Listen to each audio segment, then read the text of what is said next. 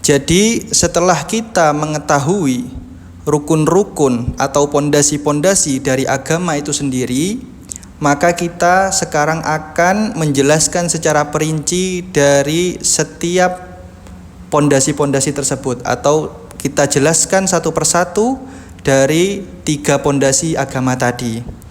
Yang pertama, kita akan menjelaskan tentang Islam. Baik, di sini bab selanjutnya adalah Arkanul Islam. Kita baca matanya dulu. Arkanul Islam, rukun-rukun Islam. Arkanul Islami khamsatun, syahadatu alla ilaha illallah wa anna muhammadar rasulullah wa iqamus shalah wa ita'uz zakah wa shaumu ramadhana wa hajjul baiti man istata'a ilaihi sabila. Jadi arkanul Islam, rukun-rukun Islam khamsatun itu ada 5, yaitu syahadatu alla ilaha illallah, bersaksi bahwasanya tiada Tuhan selain Allah, wa anna muhammadan rasulullah, bahwasanya Nabi Muhammad itu adalah utusan Allah, wa iqamus shalah, dan mendirikan salat, wa ita'uz zakah, dan menunaikan zakat, wa shaumu ramadhana, dan puasa bulan Ramadan, wa hajjul baiti, dan haji di Baitullah, man istata'a ilaihi sabila, bagi orang yang mampu atau memiliki kemampuan untuk melaksanakannya. Sekarang kita baca syarahnya. Arkanul Islam, rukun-rukun Islam. Wal Islamu, dan adapun Islam atau makna dari Islam lugatan secara bahasa, al-istislamu itu adalah pasrah, wal inqiyadu, dan patuh. Wa syar'an, dan secara syariatnya makna Islam itu sendiri adalah al-istislamu, yaitu pasrah, wal inqiyadu, dan patuh, lil ahkami, terhadap hukum-hukum asy-syar'iyyah yang berupa syariat, allati ja'a biha, yang mana hal tersebut itu datang an-nabiyyu sallallahu alaihi wa alihi wasallam, yang dibawa oleh Nabi Muhammad sallallahu alaihi wa alihi wasallam. Jadi Islam itu sendiri secara bahasa adalah pasrah dan patuh atau tunduk. Itu adalah makna Islam itu sendiri secara bahasa. Adapun secara syariat itu adalah kepatuhan atau kepasrahan terhadap syariat yang dibawa oleh Nabi Muhammad sallallahu alaihi wa alihi wasallam. Nah, sekarang kita akan membahas tentang rukun-rukun dari Islam itu sendiri atau pondasi-pondasi dari Islam itu sendiri. Wa arkanul Islam, dan adapun rukun-rukun Islam, ay allati yambani 'alaihal Islam, yakni allati yambani, yang terbentuk, 'alaiha, atas rukun-rukun tersebut, al-Islamu, yaitu agama Islam, wa tatahaqqaqu, dan terrealisasikan atau terwujud, mahiyatuhu, yaitu substansinya, substansi Islam itu sendiri, biha, dengan rukun-rukun tersebut, khamsatun, itu ada 5. Al-awwalu, yang pertama, syahadatu alla ilaha illallah, yaitu bersaksi bahwasannya tiada Tuhan selain Allah, wa anna muhammadan rasulullah, dan bahwasanya Nabi Muhammad Rasulullah itu adalah utusan Allah, sallallahu alaihi, sallallahu, semoga Allah merahmati, alaihi, atas Nabi Muhammad, wa alihi, dan keluarganya, wa sahbihi, dan para sahabatnya, wasallam, dan juga memberikan keselamatan atas mereka. Wa makna syahadah, dan adapun makna dari syahadah itu adalah at-tayaqqun, yaitu meyakini, wal i'tiqadu, dan mempercayai, wal ilahu, adapun yang dinamakan ilah atau Tuhan, huwa adalah al-ma'budu, sesuatu atau zat yang disembah, walau bi ghairi haqqin, sekalipun dengan tanpa hak. Wal muradu bihi, dan adapun yang dikehendaki di sini, huna di sini itu adalah al ma'budu, zat yang disembah bihaqqin secara hak atau secara benar. Wa makna asyhadu alla ilaha illallah, adapun makna dari asyhadu alla ilaha illallah atau saya bersaksi bahwasanya tidak ada Tuhan selain Allah, maknanya adalah a'lamu, saya mengetahui, wa atayaqqanu, dan saya meyakini, wa a'taqidu, dan saya mempercayai, biqalbi, dengan hati saya, wa ubayyinu, dan saya jelaskan, li ghairi, terhadap orang lain, alla ma'buda, bahwasanya tiada zat yang disembah atau pantas untuk disembah, bihaqqin, dengan hak, fil wujud, di dalam di dalam kewujudan, illallah, kecuali Allah. Wa Muhammadun, dan adapun Muhammad, huwa adalah ismu khatamin nabiyyina, adalah nama dari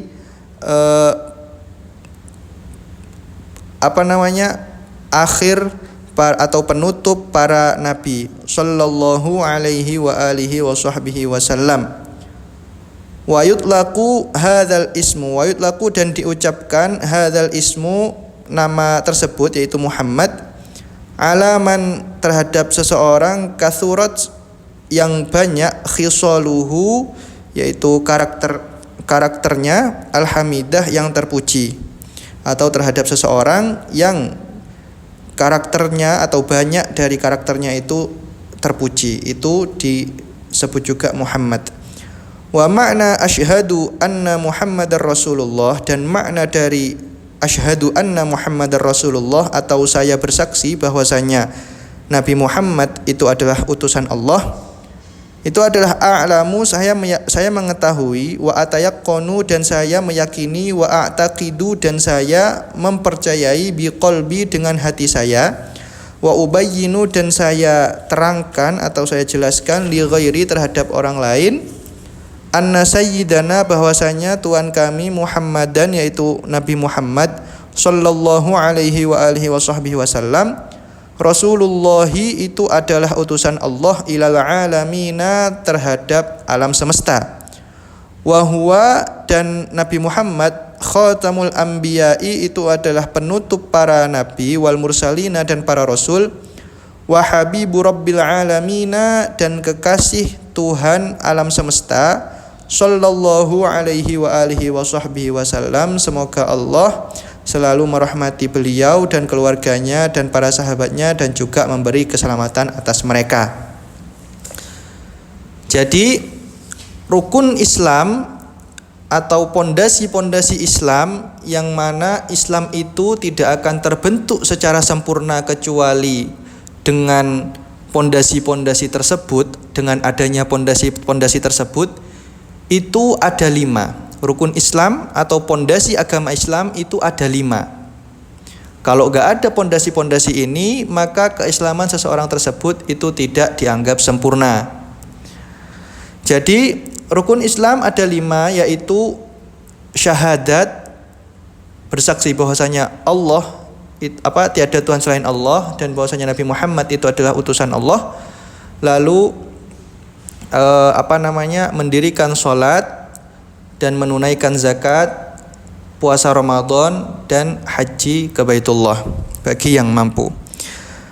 Nah, rukun Islam yang pertama itu adalah syahadat atau bersaksi bahwasanya tiada Tuhan selain Allah dan bahwasanya Nabi Muhammad itu adalah utusan Allah. Nah, syahadat sendiri, makna syahadat atau bersaksi itu adalah meyakini dan mempercayai.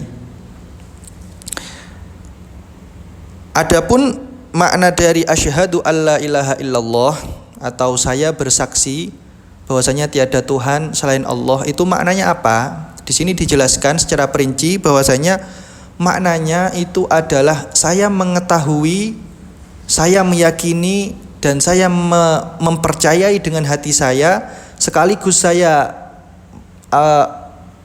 menjelaskan kepada orang lain bahwasanya tiada Tuhan yang pantas disembah kecuali Allah.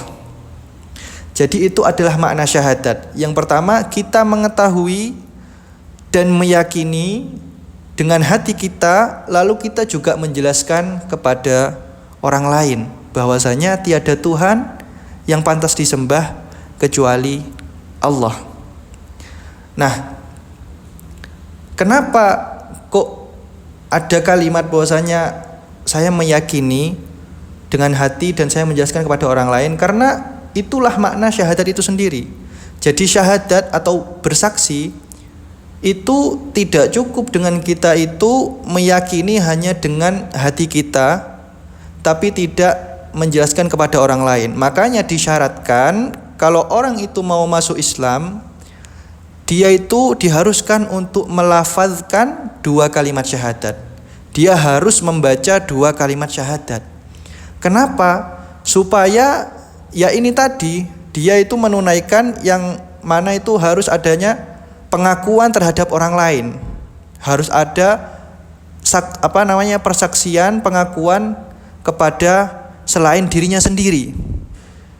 Lah, makanya nanti itu ulama ada perbedaan pendapat terhadap apakah cukup orang itu meyakini, dia itu yakin kalau Allah itu adalah Tuhan satu-satunya yang tidak pantas disembah, yang tidak pantas disembah kecuali Dia, tapi dia enggak melafadzkan kalimat syahadat. Itu ada khilaf, apakah cukup orang itu yang penting cuma yakin, dia meyakini bahwasanya Allah itu Tuhan yang sebenarnya, tapi dia enggak mau mengucapkan kalimat syahadat.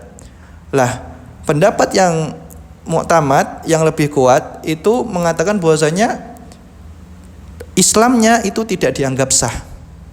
Dia tidak dianggap bersyahadat. Kenapa? Karena syahadat itu mengharuskan seseorang tersebut bukan hanya meyakini, tapi juga harus ada pengakuan terhadap orang lain, yaitu dengan ucapan tadi.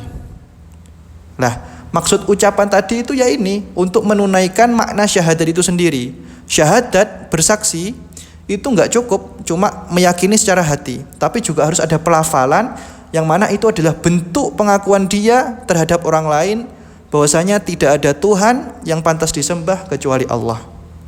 Nah, jadi itu adalah makna syahadat, makna saya bersaksi bahwasanya tiada Tuhan selain Allah. Makanya orang itu kalau mau masuk Islam, enggak cukup dia itu cuma meyakini bahwasanya Allah itu adalah Tuhan yang Maha Esa, bahwasanya Allah itu adalah Tuhan yang sebenarnya. Tapi dia enggak mau mengucapkan kalimat syahadat, itu Islamnya enggak dianggap sah. Kenapa? Karena syahadatnya tidak dianggap sah. Kenapa enggak dianggap sah? Karena syahadat itu sendiri tidak cukup hanya dengan keyakinan hati kita.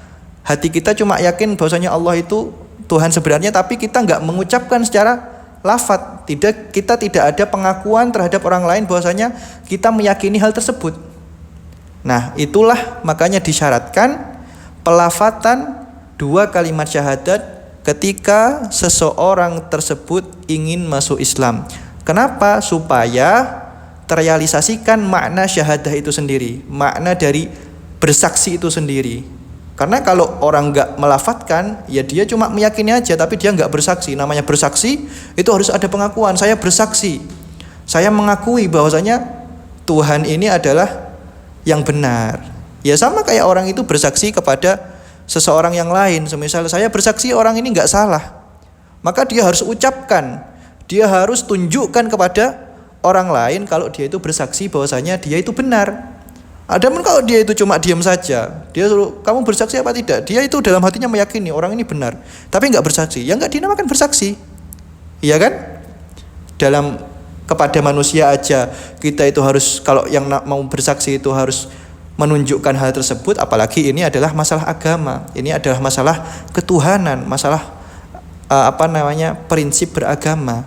Maka harus disyaratkan adanya kesaksian dan pelafatan akan apa yang kita yakini tersebut. Jadi itu adalah makna syahadat. Terus di sini disebutkan bahwasanya Muhammad itu kan berasal dari bahasa Arab,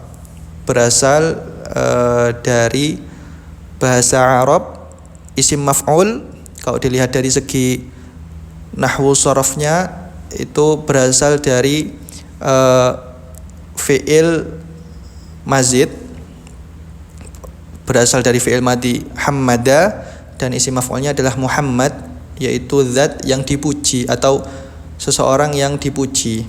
Lah Muhammad sendiri itu adalah nama untuk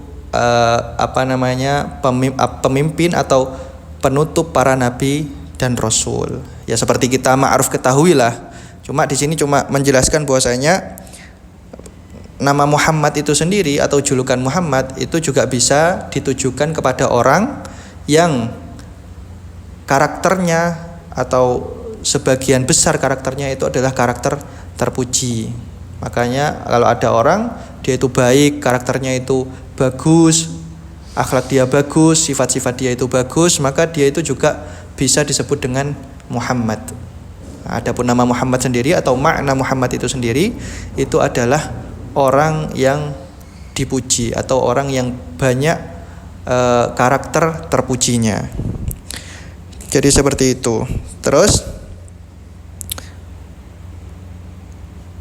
makna dari bersaksi bahwasanya Nabi Muhammad itu adalah utusan Allah di sini itu dijelaskan bahwasanya maknanya adalah saya mengetahui dan saya meyakini dengan hati saya dan juga menjelaskan atau mengaku kepada orang lain bahwasanya Nabi Muhammad itu adalah utusan Allah kepada alam semesta ini, dan beliau adalah penutup dari para nabi dan rasul dan juga kekasih Allah Subhanahu wa taala. Nah, di sini itu terkadang ada perbedaan membaca, ada yang khatamul anbiya atau khatimul anbiya. Itu guru saya bilang bahwasanya bisa semua. Kalau khatim itu maknanya adalah penutup, karena diambil dari ya khotama itu.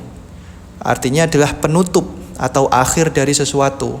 Nah, konteksnya di sini adalah nabi. Jadi Nabi Muhammad adalah khatimul anbiya, penutup para nabi. Lah kalau khatam itu maknanya apa? Khatam itu dalam bahasa Arab maknanya itu adalah cincin. Lah bisa juga nabi itu disebut sebagai khatamul anbiya, yaitu cincin para nabi. Maksudnya apa? Karena cincin itu biasanya adalah menunjukkan kemuliaan atau aksesoris yang membuat sesuatu itu tampak lebih indah. Lah Nabi itu juga seperti itu. Beliau adalah aksesoris yang dimiliki oleh para nabi yang memperindah kedudukan para nabi itu sendiri. Jadi seakan-akan yaitu yang menambah keagungan para nabi dengan adanya cincin tersebut, dengan adanya Nabi Muhammad Shallallahu Alaihi Wasallam di antara mereka.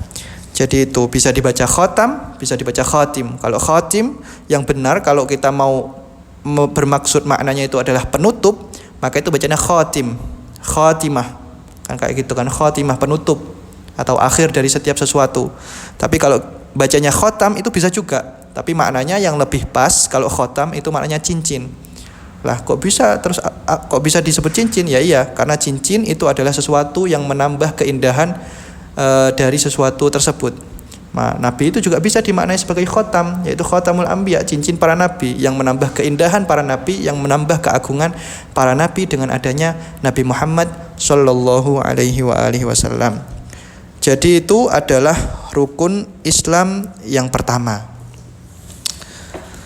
Lanjut, waruknu tsani, dan adapun rukun Islam yang kedua, min arkanil Islam, dari rukun-rukun Islam, iqamus sholati, itu adalah mendirikan sholat.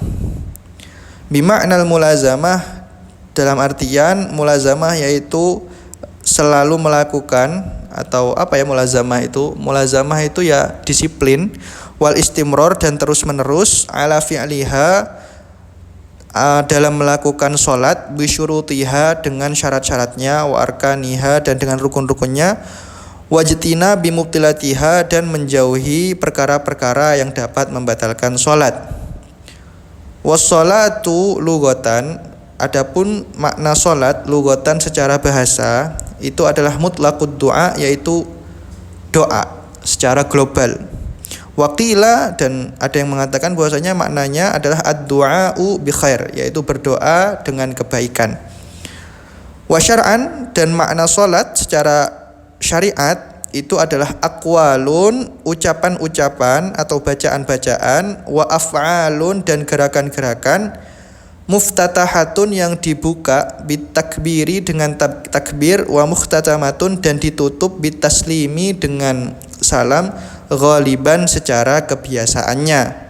Wa qalu, dan ulama mengatakan ghaliban, lafadz ghaliban, yaitu menambahkan lafadz ghaliban di dalam teks tersebut atau di dalam ta'rifnya tersebut, li'anna hunaka, karena di sana salat aqwalin, yaitu ada salat berupa ucapan saja, duna af'alin, tanpa gerakan.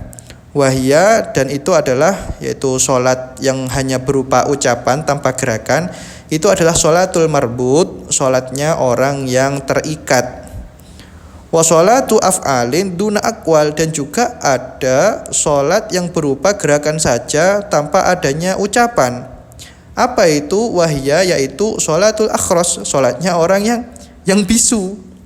Wa sholatun, dan ada juga sholatun la aqwala, yang tidak mempunyai ucapan, wala af'al, dan juga tidak mempunyai gerakan. Apa itu? Yaitu wahya sholatul akhros al-marbut, yaitu sholatnya orang yang bisu terus juga terikat. Sudah bisu terikat, makanya sholatnya nanti ya sudah nggak ada gerakannya, nggak ada ucapannya juga. Jadi rukun yang kedua dari rukun-rukun Islam itu adalah iqamus shalah, yaitu mendirikan sholat. Lah, kalau kita mau fahami di sini, kenapa teksnya itu adalah iqamus shalah, yaitu mendirikan sholat. Kenapa kok bukan fi'lus sholah, mengerjakan sholat? Lah, di sini itu dimaknai kenapa kok pakai iqamus sholah, mendirikan sholat, karena kita itu sholat itu nggak cukup dengan syukur-syukur sholat, tapi sholat itu harus didirikan secara sempurna dengan memenuhi rukun-rukunnya, syarat-syaratnya, dan juga menjauhi hal-hal yang membatalkannya. Makanya di sini nggak disebutkan fi'lus sholah, hanya mengerjakan sholat. Karena kalau kita itu bilang fi'lus sholah, mengerjakan sholat, maka sekalipun pokoknya sholat ya sudah cukup.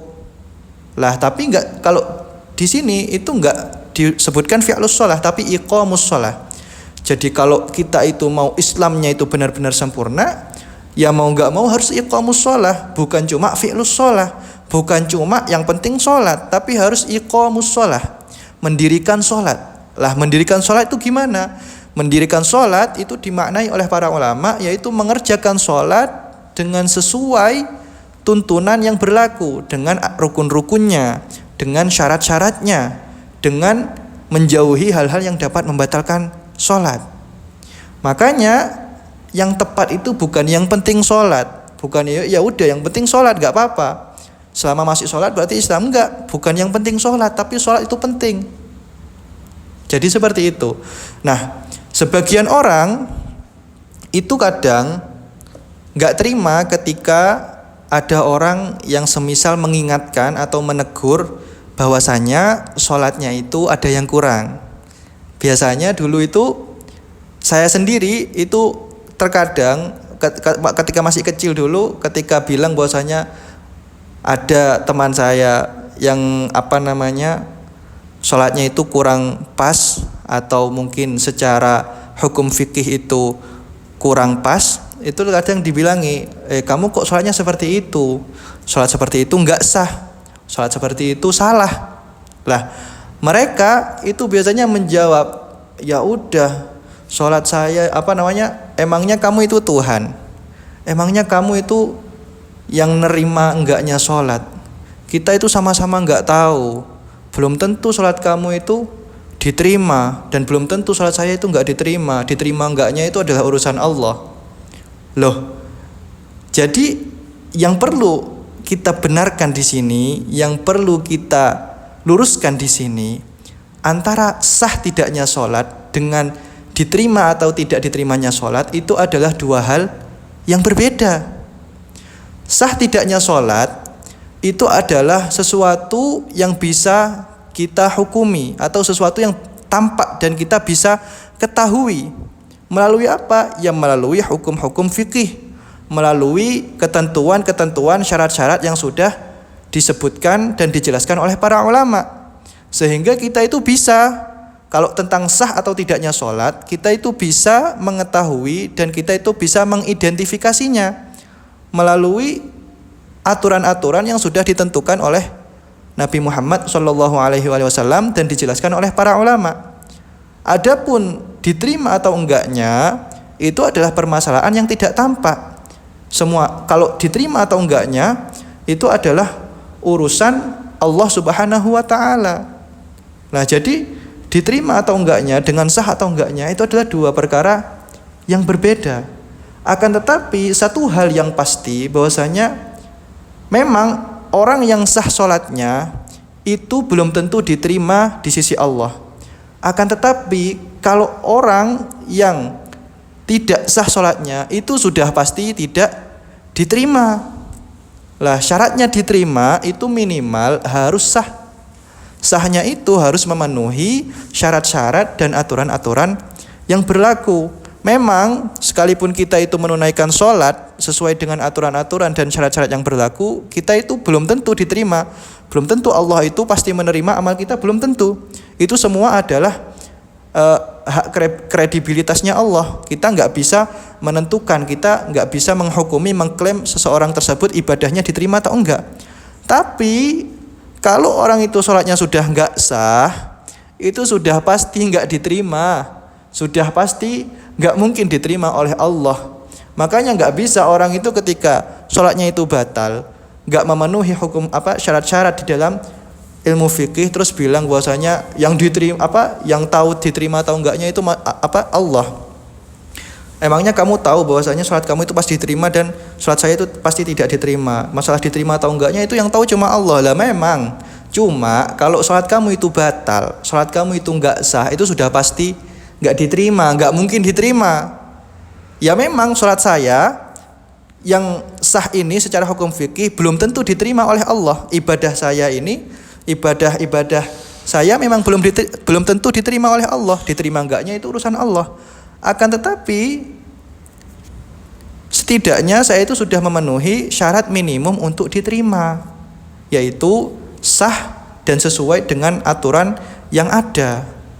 Karena kalau nggak sesuai dengan aturan yang ada, nggak memenuhi syarat-syarat, nggak memenuhi aturan-aturan yang berlaku, yaitu bukan masalah nggak diterima atau nggak diterimanya, itu sudah pasti nggak diterima, itu sudah pasti marfut. Lawang secara hukum fikih aja sudah nggak sah, apalagi mau masalah diterima atau enggaknya. Seleksi awalnya aja itu sudah nggak lolos. Seleksi awalnya sudah nggak lolos, mau masuk seleksi kedua ya nggak mungkin. Orang di penyisihan aja dia itu gagal, kok bisa masuk final? Ya nggak mungkin. Orang yang masuk final aja itu ya antara menang atau kalah. Tapi kalau orang yang sudah jelas gagal di penyisihannya, maka ya sudah jelas nggak mungkin menang di final. Makanya lucu kalau orang itu gagal di penyisihan, sudah nggak masuk, sudah nggak lolos penyisihannya, terus dia bilang ya belum tentu saya nanti kalah. Loh, itu sudah nggak masuk, sudah nggak lolos penyisihan, kok bisa bahas menang atau enggaknya? Ada orang nggak lolos dalam sebuah perlombaan, terus bilang kepada orang yang sudah masuk final, ente nggak usah sombong, masuk final belum tentu juga ente menang. Lah memang orang yang sudah masuk final itu belum tentu menang, iya benar. Orang yang sudah masuk final memang belum tentu menang, masih ada kemungkinan kalah. Tapi kalau orang yang sudah nggak masuk penyisihan, ya gimana mau menang? Ya gimana? Ya sudah pasti kalah. Ya sama seperti itu, sholat itu Memang orang yang sudah sah, sudah memenuhi standar fikih, itu memang belum tentu diterima amal ibadahnya. Masalah diterima atau enggaknya itu adalah urusan Allah. Tapi kalau orang yang sudah enggak sah, itu sudah pasti enggak diterimanya. Sudah enggak usah bahas diterima atau enggaknya. Makanya kalau ente itu batal sholatnya, sudah enggak sah, enggak usah bilang enggak usah bilang belum tentu sholat kamu itu diterima atau enggak. Diterima atau enggaknya itu masalah Allah. Ya itu bukan kamu itu sudah nggak lolos di seleksi pertama, nggak usah bilang seleksi keduanya, nggak usah membahas level yang bukan untuk kamu. Makanya lucu, orang itu kalau diingatkan masalah sah atau enggaknya biasanya malah bahas tentang diterima atau enggaknya. Bukan, beda pembahasan. Sah atau enggaknya itu ada standarisasinya, tapi kalau diterima atau enggaknya itu memang murni adalah kekuasaan Allah Subhanahu wa taala. Kalau ente sudah enggak sah, gimana mau diterima? Enggak masuk akal. Lah itu adalah makna iqamus shalah. Jadi harus mengerjakan sholat sesuai dengan aturan-aturan dan syarat-syarat yang berlaku. Kemudian sholat sendiri itu maknanya apa? Sholat itu secara bahasa artinya adalah ad-du'a, yaitu ya berdoa, meminta secara global, yaitu doa itu sendiri. Ada sebagian ulama yang mengatakan bahwasanya sholat secara bahasa itu adalah ad-du'a bil khair, yaitu berdoa dengan kebaikan. Itu adalah makna sholat secara bahasa. Makanya di dalam sholawat Nabi itu di dalam sholawat Nabi kan sallallahu alaihi wasallam, sallallahu ala Muhammad. Semoga Allah sholat atau sholawat kepada Muhammad. Lah itu maksudnya apa? Masa Allah itu sholat kepada Nabi Muhammad? Masa Allah itu kayak melakukan sholat seperti kita itu kepada Nabi Muhammad? Enggak. Jadi yang dimaksud di sini itu bukan makna sholat secara syariat, tapi sholat secara bahasa. Apa? Yaitu berdoa. Jadi kita mengucapkan sallallahu ala Muhammad, bukan sholat kepada Nabi Muhammad, bukan sholat secara yaitu kayak kita sholat biasanya sholat 5 waktu, bukan. Tapi yang dimaksud sallallahu ala Muhammad, sholat di sini itu adalah secara bahasa, yaitu berdoa dengan kebaikan. Lah di sini ini membahas tentang sholawat. Jadi kan disebutkan di dalam Al-Qur'an bahwasanya innallaha wa malaikatahu yusholluna 'alan nabi.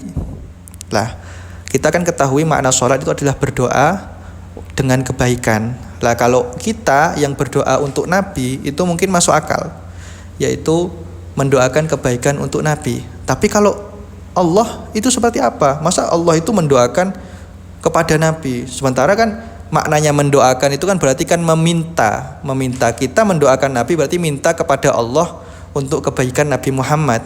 Lah kalau Allah itu berdoa minta kepada siapa? Sedangkan Allah itu adalah Tuhan, yaitu zat yang dimintai oleh kita, oleh makhluk.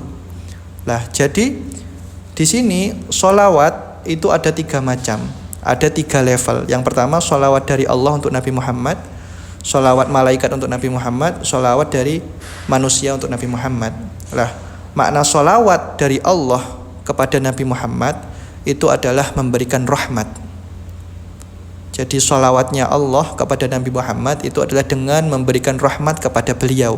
Makanya biasanya kalau di orang-orang itu kalau memaknai sallallahu alaihi wasallam itu biasanya bukan semoga Allah memberikan sholawat, tapi maknainya itu secara langsung, yaitu semoga Allah selalu memberikan rahmat kepada Nabi Muhammad. Jadi langsung menunjukkan makna sholawat yang diperuntukkan untuk Allah, yaitu sholawat Allah kepada Nabi Muhammad itu adalah dengan memberikan rahmat kepada Nabi Muhammad. Nah, terus kalau dari malaikat itu apa? Kalau dari sholawat malaikat kepada Nabi Muhammad itu adalah istighfar, yaitu memintakan ampun kepada Nabi Muhammad. Sementara kalau dari manusia kepada Nabi Muhammad itu adalah